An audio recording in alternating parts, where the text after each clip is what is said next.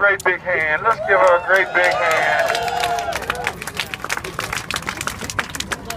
Now look, I know that this is a candlelight vigil, and I know that we want to make absolutely sure that we're solemn, but I have not eaten for 16 days, and I can still get loud. And so I want to see how loud you can get. I want to give it all up, and I want you to give it all up. We are thankful that we have had the opportunity, me and my 11 colleagues, give it up for the 11 Hunger Strikers, myself making 12. We are giving up ourselves for the children of Bronzeville. So that we can, amen, so that we can have a high school, an open enrollment high school, and we're thankful about that. And we're so grateful for each and every one of you having the opportunity to come out here and be with us, making this, not taking time out of your busy schedule, but making this a part of your busy schedule to be with us. We don't take that lightly. That energy keeps us going. I'm here to tell you that is very important, because aside from water and some light juice, what you do today keeps us going. Give yourselves a hand. At this time, we're going to hear from one of our colleagues, one of the fellow Hunger Strikers, Cathy. She's going to come to us at this time. Let's hear from her. Let's give it up for her.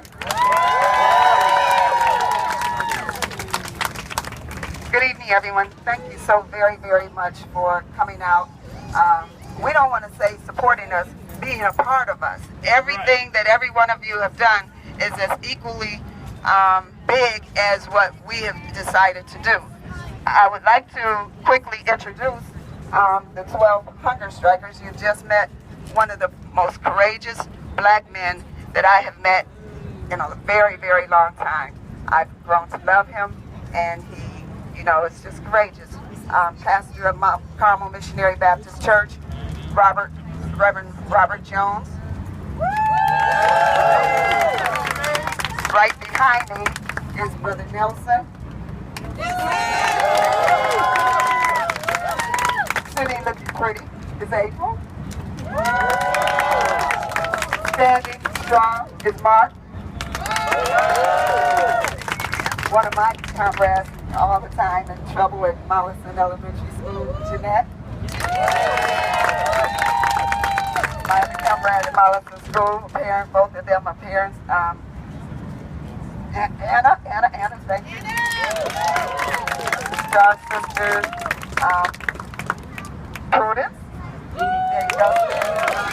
Prudence, let me tell you, Prudence has been to New Jersey, still on this struggle, still fighting. And she got back to continue, and while she was traveling, she was still doing her hunger strike. Brother G2. And last but not least, our sister Irene.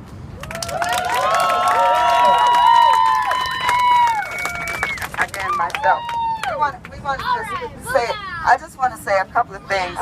This journey did not start 2 weeks ago when we decided that we were going to do a hunger strike. We have engaged the city, we have engaged the mayor, we have engaged the Board of Education over the different administrations, all the way back to Michael Scott. Michael Scott embraced our community village, where we had the feeder schools and Dyett High School becoming a village. And parents had an opportunity to say, if I could do anything, my school, dream the dream of my school, what do I want my school to look like? And they put it down on paper, and they made a plan. And that plan turned out to be the Dyett Global Leadership Green Technology High School, as well as the village of the children who would come from the surrounding schools. In 2009, we started. Parents, this has been an absolute community engagement process. We have done everything that the Board of Education has asked us. Dyett historically was a middle school, and because with no planning or preparation, the board spent millions and millions of dollars to make King College Prep, King High School, a selective enrollment school.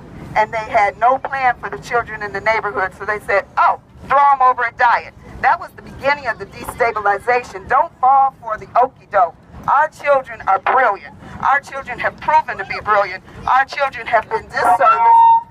Our children have been disserviced by the Board of Education by constantly taking very well proven programs like AVID, like restorative justice, and a host of other male and female mentor programs, and then they destroyed the school. And so we thank you. We want you to know that you all are as important to us as you have proven to be to us, because we would not have been able to sustain day 16 of this hunger strike. We love you, we appreciate you, and keep calling the mayor, 312-744-3300. Thank you much. Thank you, Cathy. Let's continue to give it up for Cathy. One more time. Let's give her another hand. Okay, now I would like those of you that have candles, would you turn your candles on? Light your candles.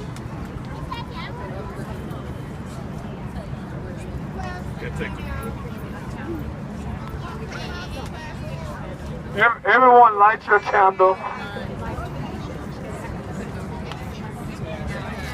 For the street. You may have to pull out the plastic piece that's in there on the bottom. Okay. Now everyone should know this song, but if you don't, we do have some sheets out for you. It is the lyrics to Ella's song. We who believe in freedom cannot rest. Let's sing that together. 1, 2, 3. We who believe in freedom cannot rest. We who believe in freedom cannot rest until it comes. Education. We who believe in education cannot rest.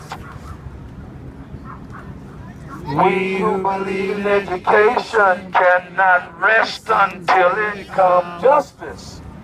We who believe in justice cannot rest. We who believe in justice cannot rest until it comes. Freedom. We who believe in freedom cannot rest. I can't hear you guys. We who believe in freedom cannot rest until it comes. Education.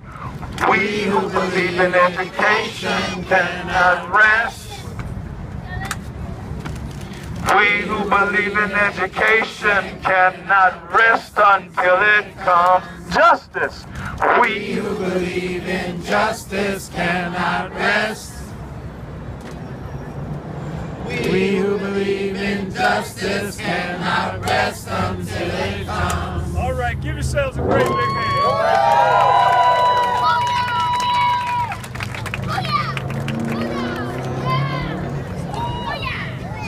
I do apologize. I left two of our other comrades out. Dr. Monique and Dr. Aisha Bay. Thank you very much.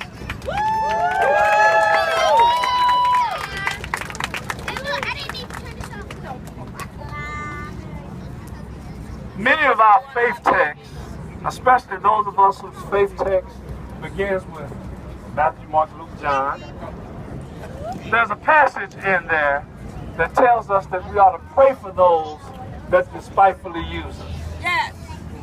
We're going to take this moment to pray for our mayor.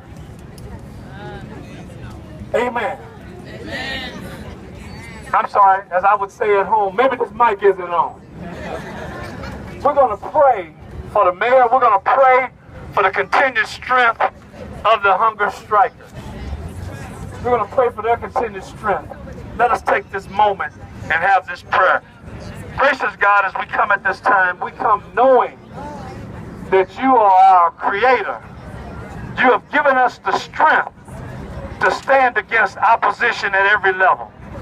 You have enabled 12 of your people to stand strong in the midst of strong opposition, in the midst of disagreement, in the midst of all sorts of turmoil, to stand strong for the children of the Bronzeville community.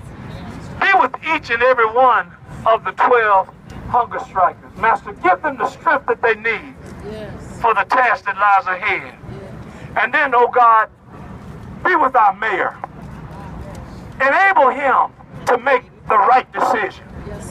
Open up his mind and his heart to come to understand that the children of Bronzeville deserve a world-class education just like any other child in any other community, in any other city, in any other state in this country. Amen. Lord, open up his eyes to see the resolve, not only of the 12 hunger strikers, but of all of those that have supported us around the world.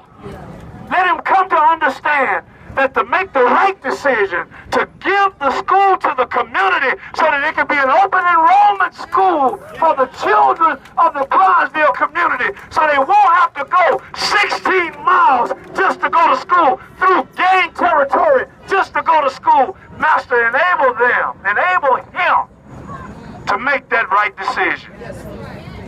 Continue to keep him in every way that you see fit. Guide his mind. Be with those that give him advice. Guide their minds. Continue to keep them. Bless Mr. Claypool. Guide his mind, open his heart, open his eyes to see that the right decision is to give the school to the community of Bronzeville. Continue to keep us all in every way that you see fit. It is in your name that we pray. And give thanks. Amen. Amen. Amen. Amen. Amen. Amen.